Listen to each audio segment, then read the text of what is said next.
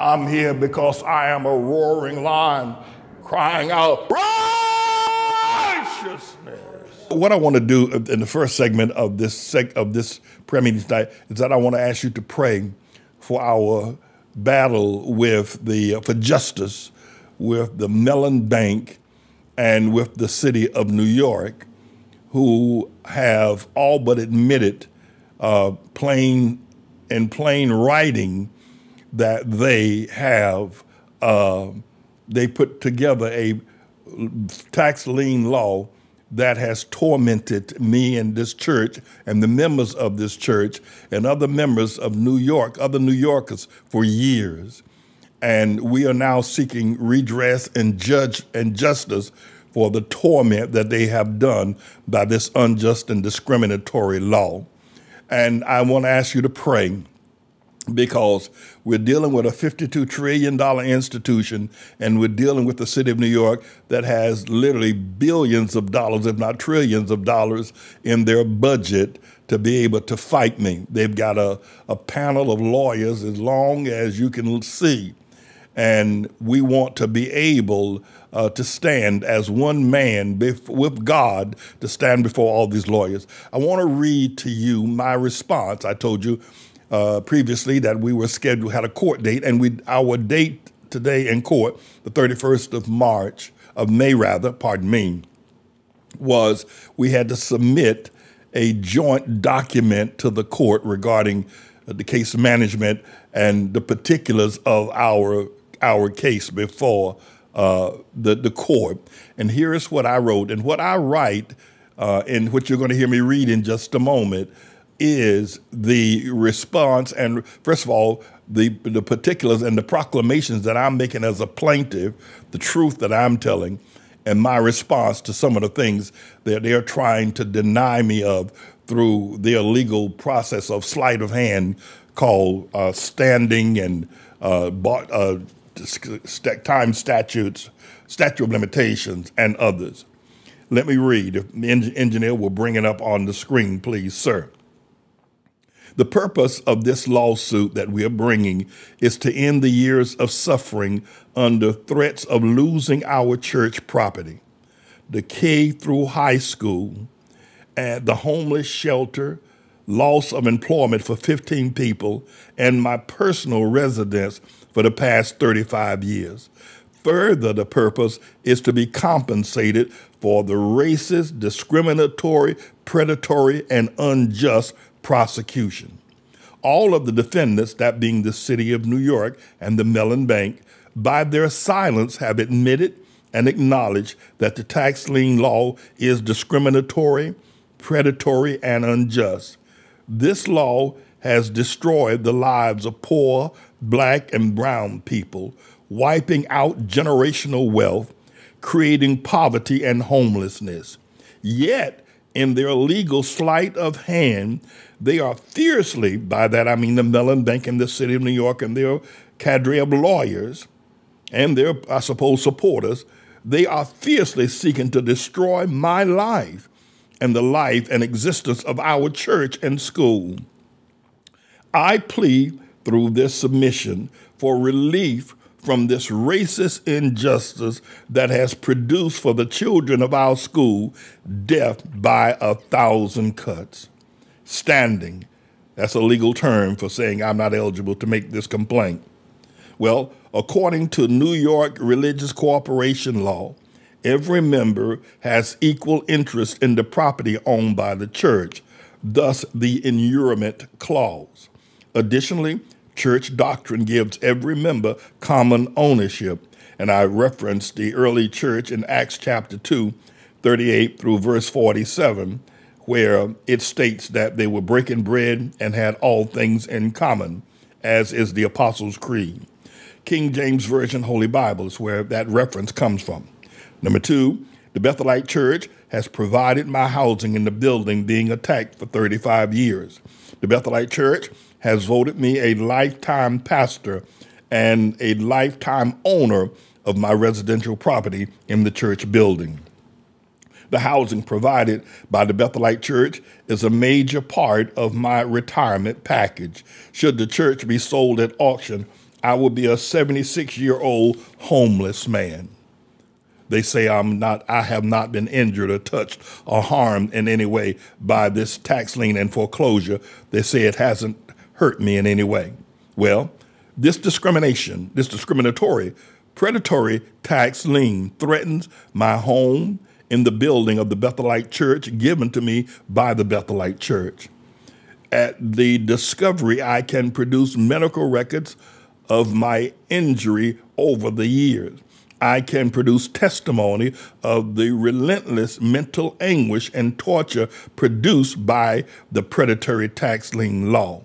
I can further demonstrate I was deprived of free exercise and enjoyment of the rights and privileges secured by federal law. My freedom of speech and worship has been denied for 23 years by this unjust tax law. The so-called third-party hate crimes and hate mail can be fairly attributable to the Bank of New York Mellon relentless attack in the courts and in the public square. This racist hate cannot go unpunished. Court rulings supporting complaint, their joint participation between the City of New York and the Mellon Bank. Defendants Robin Vance, president of the Bank of New York Mellon, James Meeks, president of MTAG Maytag, Eric Adams, New York City Department of Finance, the Bank of New York Mellon, the NYCTL 1998-2 Trust et al., one and all acted under color of law. In other words, the Bank of New York had the authority because the City of New York gave them the authority to prosecute us and persecute us. So that means when they're operating under the statutes of the laws of the land, they're operating what they refer to in the legal terms under the color of law. I will be demonstrating Ziegler versus Abbasi, Burton versus Wilmington Park and Authority 1961, and Campo, the Larion versus Raymond Kelly, the New York Yankees Partnership et al. The defendants, Robin Vance, James Meeks, and Eric Adams, knew or should have known that they were promoting and profiting from a racist law, a law that deprives secured rights and destroys generational wealth of Black and brown New Yorkers. Discovery necessary. According to the briefs filed in New York State Supreme Court by Attorney Stuart Shaw and Mark Anderson, suggested the defendants, Robert Vance, president of Bank of New York Mellon, and James Meeks, president of MTAG Maytag, filed fraudulent or non-court certifiable documents in New York State Supreme Court and the Southern District Court of New York Federal Court. And the New York State Supreme Court docket is 09/113197. And the district or the federal court is U.S. District Court of the Southern District 081-22-1034 LGD. These documents would be absolutely necessary for any settlement talks. Second discovery necessary.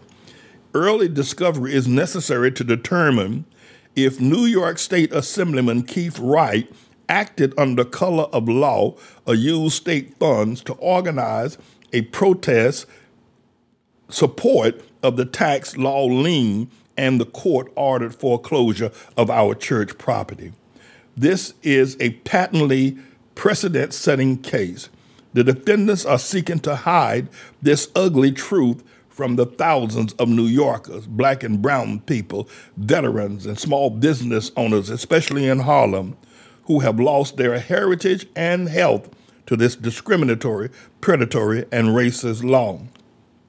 This case begs for justice before a jury of my peers. The statute of limitations.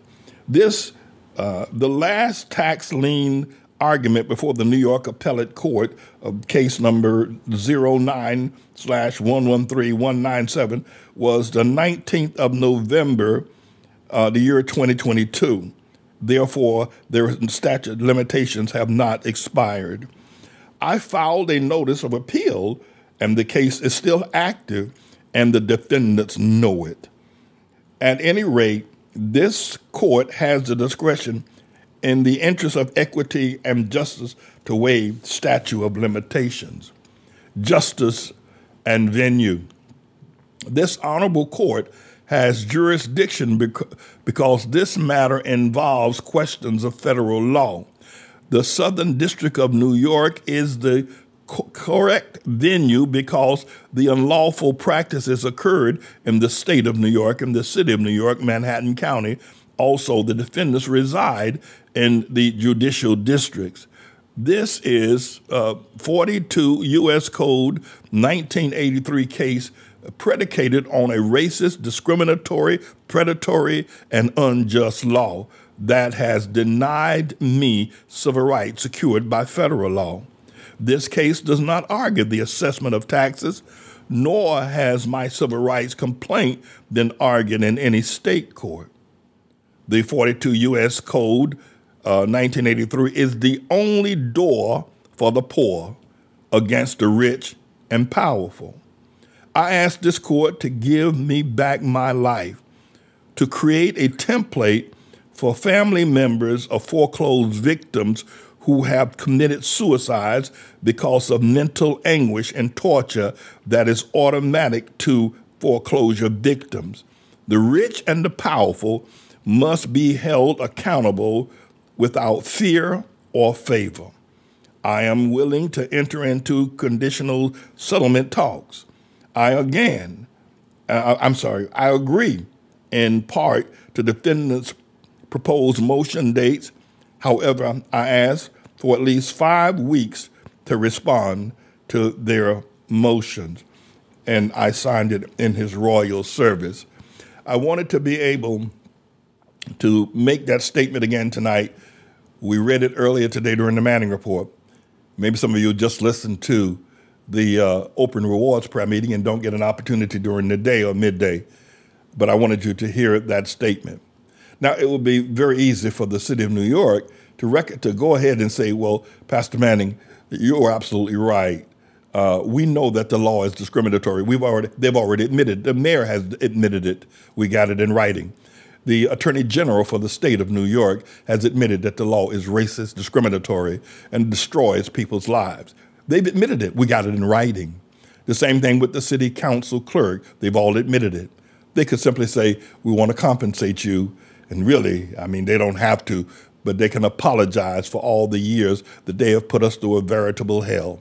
And did I not have a strong church standing behind me and people who have given to support the very expensive cost of lawyers and other things that we've had to do? We have spent over $700,000 in the last couple of years, or maybe 3 or 4 years, fighting this court case. Were this not a strong church full of giving and loving people, we would have been gone. I would be probably dead, and nobody would be the wiser. And the Mellon Bank and the city of New York would continue to prosecute people with a racist law. Now, the Mellon Bank and the city of New York, and the city of New York in particular, and the City Council of New York have agreed that this law is racist, discriminatory, and has destroyed the lives of people. And as of the last couple of years, they have made a decision not to renew this law because it is so vicious. You would think they would come to me rather than letting me continue to go to trial, and they still want to take our church building. They would have stopped this prosecution of me, because they said we will not renew this law because of the things that it has done to so many people. And not just that, but the Department of Environmental Protection, out of which our water bill for $36,000 that is now over the past 20 years at 18% interest is now at $3.6 or $7 million. You would think they would say, we realize we were wrong now. We dismiss the case against you and we let you go free. But no, not these greedy, rich, and powerful people who who know that they're wrong, but yet they're fighting tenaciously to try to keep this matter out of court and before a jury. I want to ask for your prayers, and I want to ask for your help to be able to let the Mellon Bank know and the city of New York know and others know as well who have suffered as I have suffered, people that have already lost their property, and potentially a lot of people have committed suicide. Foreclosure, suicides have been up over 50% since the housing crisis because of foreclosure. When you're facing foreclosure, and I've had to think on my own on this matter in terms of my rights being curtailed and my freedom of enjoyment, pursuit of happiness. For the last years, since 2015, I have had to think very cautiously about everything I do. And the reason being is because if something happened to me, if I fell sick, or if I had a heart attack or a stroke, or if I died, who would be able to fight this fight? Who would be able to fight the city of New York and the Mellon Bank? The people would be in great peril, and perhaps the church would be gone and it would all dissipate. So I've watched very carefully where I've gone. I've had to watch very carefully what I do, whether I walk up a step or down a step or whether I go out at night. I have been in prison. I have been in prison for the most part since 2015, but in totality since 2002. Listen to me. I have been in a foreclosure prison. I have not been able to go to places that I would normally go because I know that the church will be protected. I have been in a prison. They have sentenced me to death through a foreclosure. They've sentenced our school to death. They've sentenced our homeless shelter to death. They've sentenced the ministry, the work that we have done. The foreclosure is the death of us in this building. They've sentenced me to death. And the prison, I'm in prison now, wrongly convicted, and our church has been sitting on death row since 2015. Our church has been sitting on death row. We published it in the New York Times. We went down to City Hall and told Mayor Eric Adams on the front steps of City Hall that our church has been wrongly convicted and sentenced to death by the Mellon Bank in the city of New York, and he did nothing. They must pay. The rich and the powerful must pay. And oftentimes the rich get rich on the backs of poor people. It's all over with. It's all over with. It must stop. I'm ready to get out of jail now. I'm ready to get out of prison. I'm ready to be a free man again. I want my life back. I want my rights back. Now, I've never confessed this to the congregation, how I've had to think twice about everything I do, because what would happen to this church if I was no longer able to lead them? Would somebody else be able to step up and fight? Would somebody else be able to step up and fight City Hall? Fight the $1 trillion Mellon Bank? My freedom has been curtailed. And by the way, if you're listening, Tara Ward, if you're listening, Isabella Kendricks, you're going to hear this in court and you're going to see it in the next filings that we do. I want to get out of prison, and I want this wrongful conviction that even the city of New York, the city council, the attorney general, and the mayor of New York was an unjust law. I want this conviction overturned, and I want compensation for the years of suffering. I am James David Manning. We got one of our great supporters. Bob Jackson had the great heavyweight champion of the world, boxing heavyweight champion of the world, send us a word of encouragement to let me know to fight on. Well, I'm going to be the Larry Holmes that the city of New York and the Mellon Bank wish they've never seen. I'm going to be the Larry Holmes that Robert Vince and James Meeks wish they never, ever had to deal with. I'm going to be that Larry Holmes. Larry Holmes, the heavyweight champion of the world. At one point, never defeated, with 48 wins. I'm coming in, Robin Vince, I want you to know. James Meeks, I want you to know I'm coming in. Eric Adams, I'm coming in. I'm going to fight, You ain't seen anybody that's going to fight. I want to thank Larry Holmes for his word of encouragement. I'm going to ask the engineer if he would just share that with you before we move to our next segment. Mr. Engineer, please. Hi, Dr. Manning. I understand you are a doctor, but you believe in God. And don't believe that he will be there standing with you when you go in front of whoever you go in front of. Keep doing it. Don't give up. You know, if I'd have gave up while I was fighting, because a lot of guys hurt me, I would have never been the heavyweight champion of the world. But by me keep going, determination, and telling people what I can do, they say what you can't do, and you're gonna get that. But keep fighting. Put that jab up there in their face again and again, and your dream will come true. All right, thank you so very much. God bless you. Please pray for us. I need your prayers. I need your prayers, and we will be victorious. I'm James David Manning, everybody. I'm the Lord's servant.